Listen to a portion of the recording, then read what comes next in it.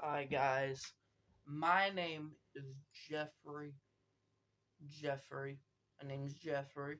Okay, for all you out there, and I'm a brand new YouTuber, and this is my first video. Okay, and I'm gonna be making more videos soon, very soon. I'm gonna be on the road to 100K followers. Okay, and today we are gonna talk about Captain Smith, the captain of Olympic, Titanic, and he was a part of a few more ships back in the 1800s, and he was born in the 1800s. Okay, so he was born in the 1800s. He joined the Navy. He was actually in the Navy. Correct me if I'm wrong.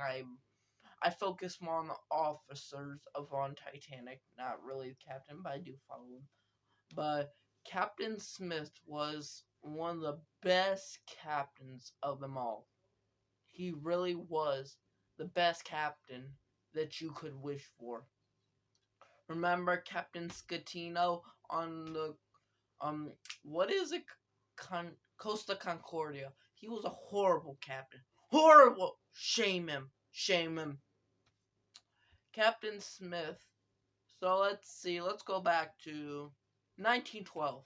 1912. He before Titanic arrives at Southampton to pick up passengers. Captain Smith gets on the boat the day before. He says goodbye. He says goodbye. Sorry. He says goodbye to his daughter, and he says goodbye to his wife, and that's the last time he ever gets to see him ever again. And he has a pig, and he had a locket. They said he had a locket with his wife and his daughter in it that he would keep with him every time he went to travel. So he went there, spent the night, and the next morning he got up, make sure everything was all right, and he waited until everyone was on, and then he gave the orders to start the engines up. And he was a great captain. He was a nice guy. He loved his ship, his crew, the passengers. He loved his family, everything. He loved every single person on the ship.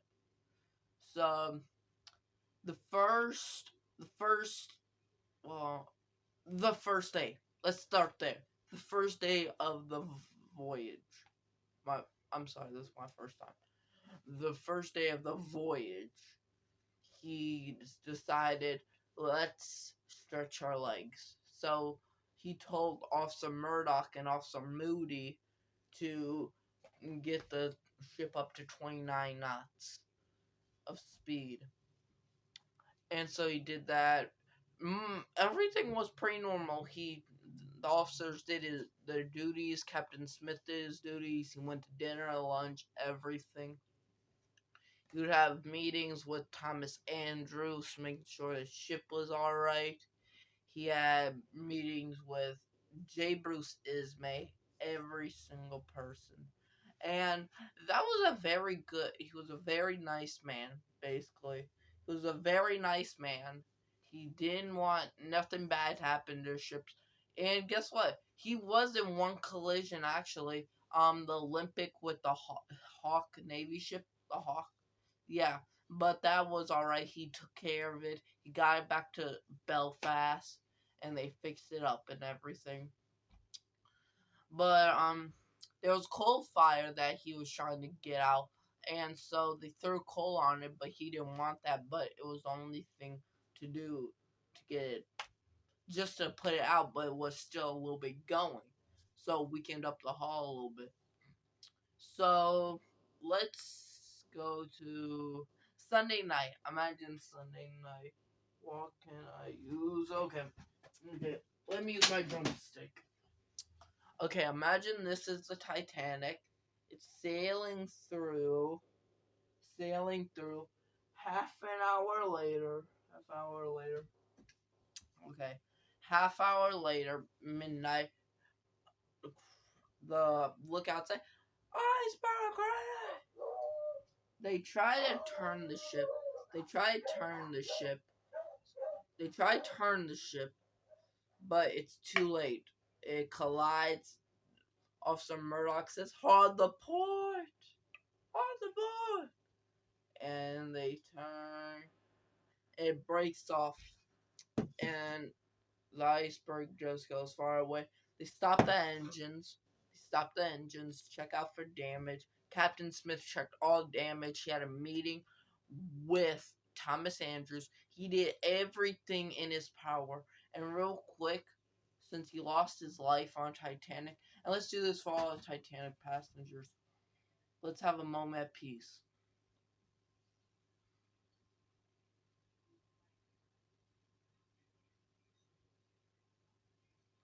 Thank you. So what I was saying, he had time.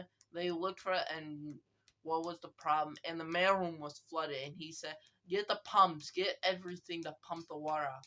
But Thomas Andrews said that the ship wasn't gonna make it. It was only gonna last for 2 hours. So he immediately told the officers, "Women and children first. Get the lifeboats quick. Get them unraveled. Crank." Imagine this stab it, get cranked out over the edge, and get these lifeboats lower to the promenade deck. Thank you. Get to the promenade deck, open the windows, open a few gangway doors to let passengers get in. He was trying to get as many people off in the lifeboats as possible. He was trying to keep the pumps going, the electric going, the heat going. He was just trying to get everything perfect so he could get everyone off. And he wasn't particularly gonna get off. Everyone knows that a captain goes down with his ship. And beginning, so imagine this Titanic. Sorry, Titanic. It goes. Oh, let me try. There we go. It goes down by the head. Imagine where my finger is. That's the bridge. Where my thumb is. That's the bridge. It keeps going down to there. Keeps going down, funnels collapse, everything. So he was staying till the bridge started going under, cause that was the final point. And where my thumb is, see that little part right there on my thumb where my other fingers? Imagine that's the right bridge wing. He goes on with Thomas Andrews. He gives the final orders, and he tells officers save themselves, everything. So he jumps off, and we knew that. Well, we all know that no captain's just gonna go down like physically with this ship unless if they get stuck. Well, maybe they will go into the bridge, like the open area, and just stand there, then get washed out by the waves that's coming over. But he didn't do that. He did actually. I heard something about this. I read it about that. People said that they saw Captain Bridge before the bridge went over. Before he got on, like when I was going up onto the promenade deck, they saw him go into the wheelhouse, hold on to wheel, have one last goodbye to the bridge, and he saluted to the ship, and he said, he yelled abandon ship, and he got on right bridge wing